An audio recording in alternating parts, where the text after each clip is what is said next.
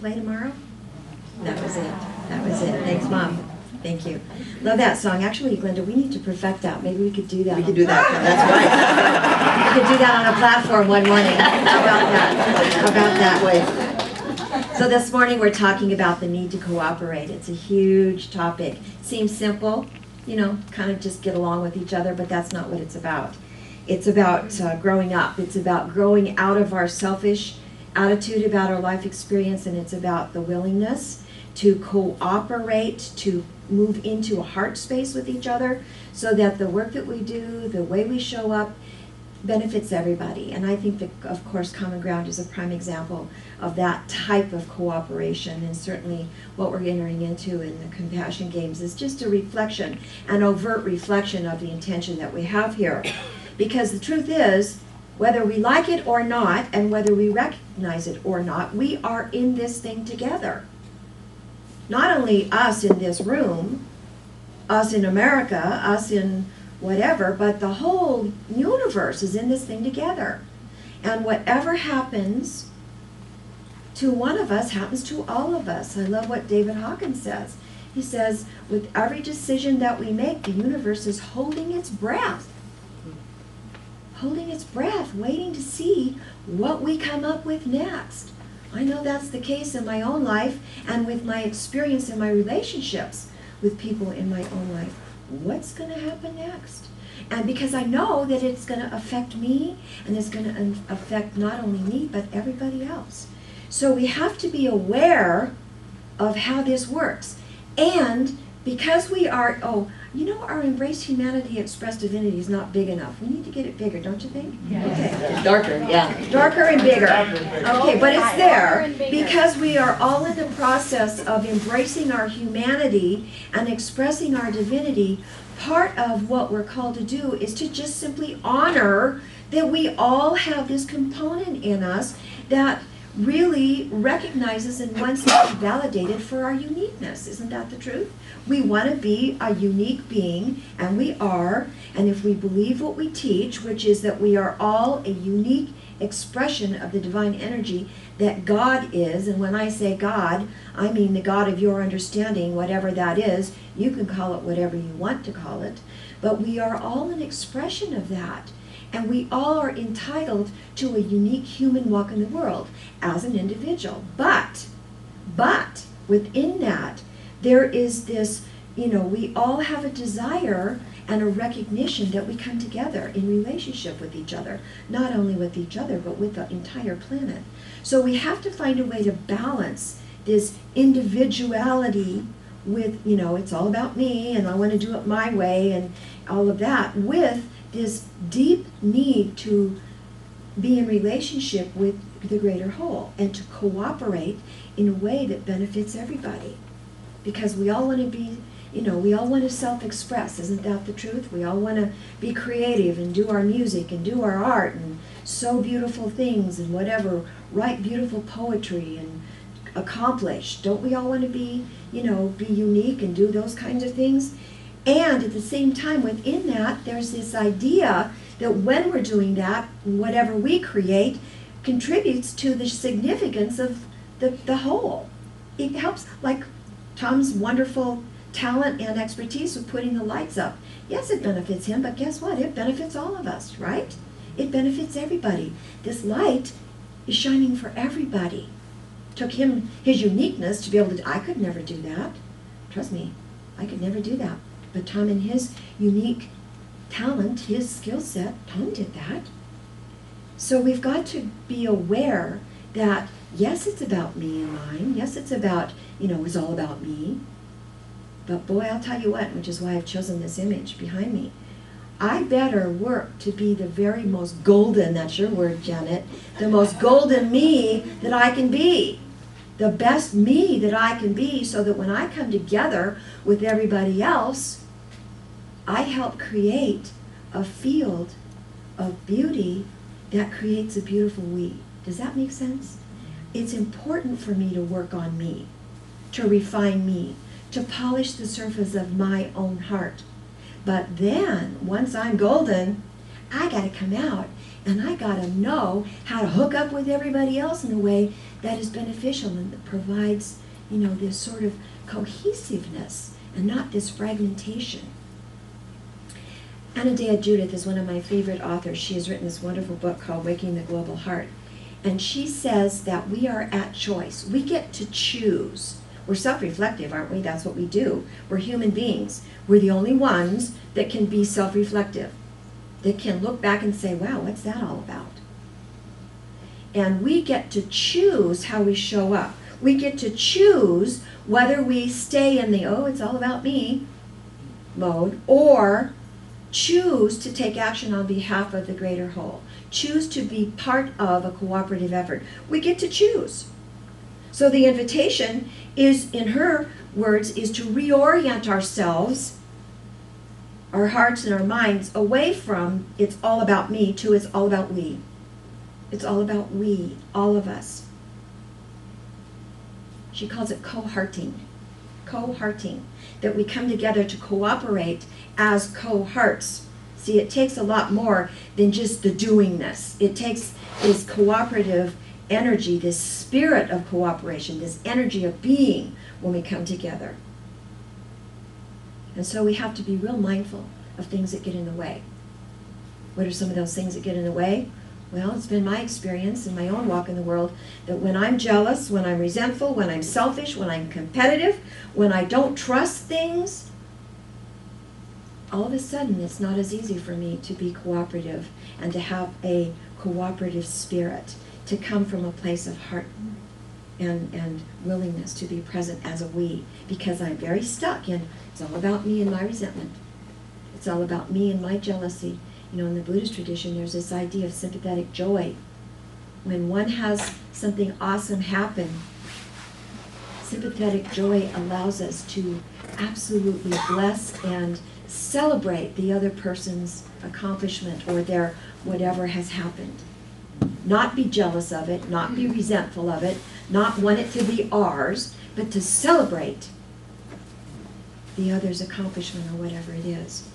And when I find myself moving into those places where I'm rigid and I'm stuck and I'm narrow and I'm competitive, one of the things about this, about our community and about this ministry and about this platform that we hear so often from people who come here for the first time, or people who come here as guest singers or presenters who go to a lot of different churches. They cannot believe the energy and the synergy on this platform because they sense there's no competition. Do you get that? We're one. It's we. It's not me and me. It's we. This is what we're talking about. This is how we come together to cooperate, to create things, and it's very unique. It's a unique skill set. That's what we're all called to do, to create from that place, to avoid causing these schisms, these triangulations, this chaos that separates and drives us apart, that hurts so many communities. Those of you, I know, many of you are from other spiritual communities, and you're here because that's not the case in those communities. It's hard. It's a deep practice. It's a deep practice. And it's also good advice for our families, it's good advice for world leaders to learn how to step into this energy of co-hearting our experiences. Sometimes we get to the place where we just don't have a choice. We get to this tipping point. We see a lot of tipping points right now in our world news, where we've reached those places where people are on their bended knee going, things have got to change. We've got to learn how to cooperate here. It doesn't take much looking through the news, looking through our families, looking through our relationships to see examples of those tipping points where things have got to change. We've got to learn how to cooperate with each other.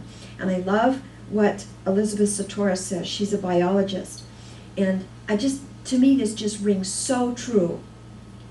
She says, immature species are found to have highly competitive characteristics.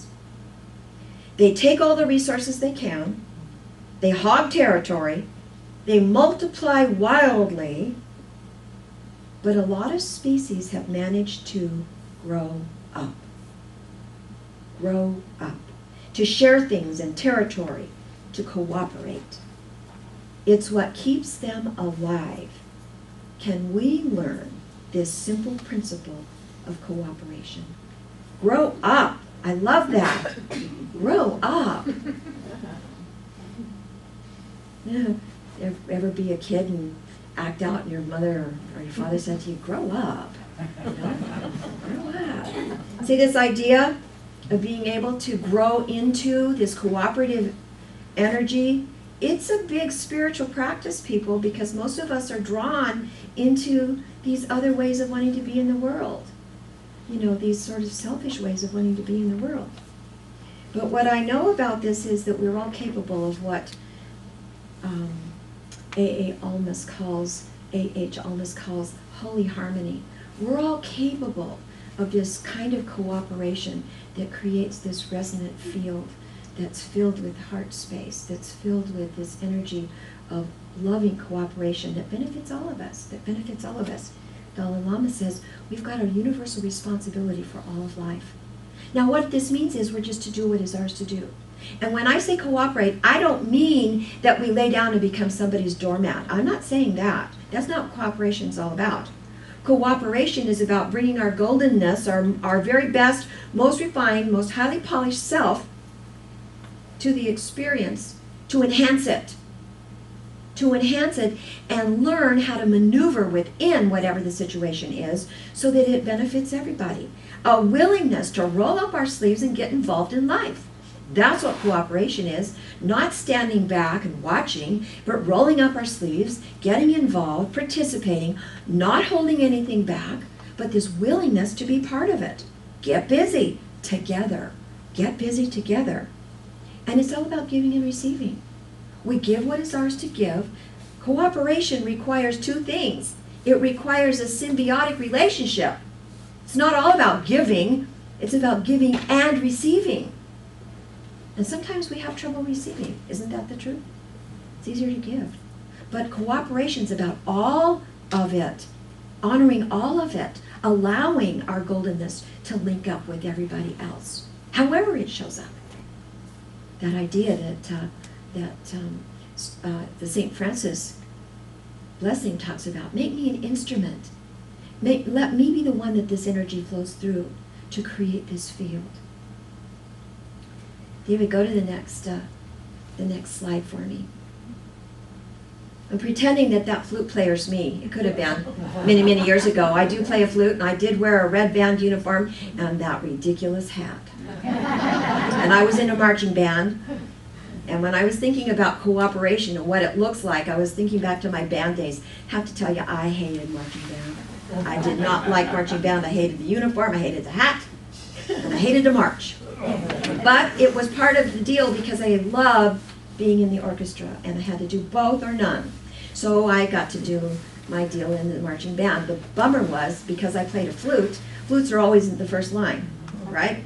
Okay, because I was taller than a lot of people, I got to be on the end. So I got to stand there playing my flute on the end in the front row. Well, the bad thing about that is that person's the one that has to know right from left, so that when it's time to turn the corner, everybody, you got to know what to, well, you know what? Since I was in 4th grade, I've had trouble, and I still do, knowing my right from my left.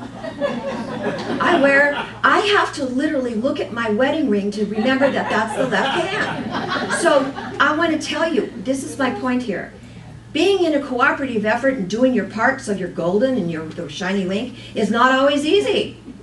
You got to refine yourself. You got to remember to pay attention. Oh yeah, what's right, what's left? Well, I got to do my part here. Because if I don't cooperate with this whole group of people, the tuba players and the big drum players and stuff, it's going to be chaotic. It's going to turn chaotic. I got to know my part and how to do it. And if I don't, I got to work to refine my skills. Does that make sense? And by the way, if you think that's hard, try playing a song while you're doing all that. In Colorado, in the freezing cold, and your fingers are stuck to your flute. It was no fun. It was no fun. So this is the deal. I remember when a couple years ago, when my grandmother was still living, my aunt, She and my aunt had a sort of an interesting relationship. It wasn't always peaceful. And my aunt had given her a t-shirt that said, "If Mama ain't happy, ain't nobody happy." If Mama ain't happy, ain't nobody happy. And this is my idea about cooperation.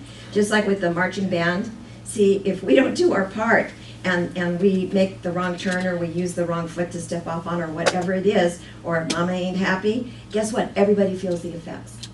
So we can think it's all about me, but when somebody else around us doesn't feel safe, you know what? That affects us. When somebody else around us is struggling, or ill, or upset, or in trauma, or going through something, maybe it is all about me, but guess what? It's going to affect me when I come into that field of energy where the struggle is taking place. Everything affects us. We experience a consequence of whatever's going on around us, right?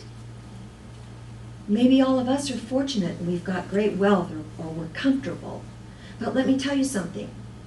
When somebody else doesn't have it, no matter how much we have, we feel the consequences of someone else's lack. Do you understand how that works? We're all in this thing together. Everyone and everything supports everyone and everything else. And when Mama ain't happy, ain't nobody happy. That's true. And it's not about being dependent or independent. Cooperation isn't about this. Cooperation is about this. It's about this level playing field. It's not about, oh, I have something to give you and you need something. It's not that at all. It's, I'm a golden link and you're a golden link, and we're all golden links together. We're all in this marching band of life together, and we're going to make it a beautiful formation. Just requires that we remember the truth of who we are, that we're a human right in the middle of this incredible divine experience. We are the divinity that is expressing through our humanity, and that's the truth of who we are. So here's your invitation. Grow up. Grow up. Just grow up. Polish your link so that it's a golden link in the link of life. Remember that what happens to one of us happens to all of us, and we have the incredible responsibility to participate, to roll up our sleeves, to be engaged, not to hold anything back, to get involved. They used to say it's survival of the fittest. Oh no. Science is now proving it's survival of the most cooperative. That's what it's about these days. And this is the truth. No matter what's going on in your life experience, you are the pivot point in the marching band of your own life. Everything depends on you. Everything depends on you. So go ahead and respect yourself, your unique, beautiful, awesome, wonderful, beautiful, radiant essence, your goldenness. Respect that. Refine it, polish it, make it beautiful. And remember that you're part of a greater whole. Learn to cooperate, learn to develop this incredible sense of care and concern and compassion for all of it. And remember, Mom, we're all in this together.